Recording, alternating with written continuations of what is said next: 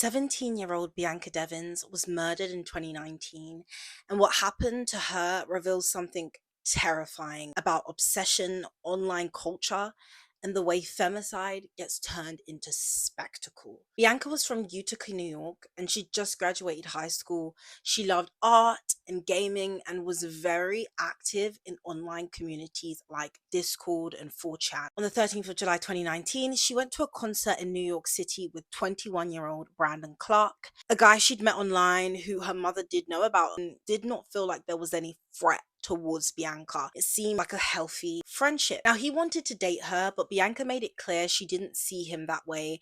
And at the show, she spent time talking to another man who she had invited to the concert. Now, that's when Clark's jealousy spiraled. He had found out that she had kissed this guy, and after the concert in his car, they argued. Clark pulled over near a dead end street in Utica, which was actually very close to her house, and there he unalived Bianca on tape. He recorded all of this on his phone. Now, what makes this case so haunting is what came next.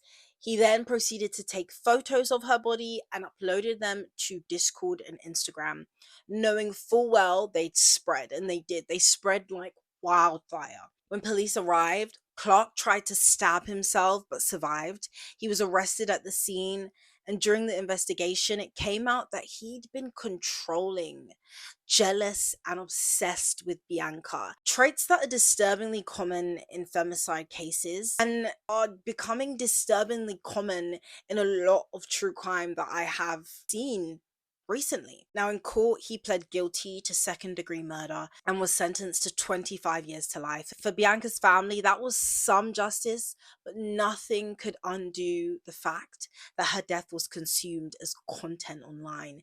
Images of her body circulated for years, resurfacing on anniversaries, and even being sent directly to her family by trolls. And this is where the story goes beyond one crime.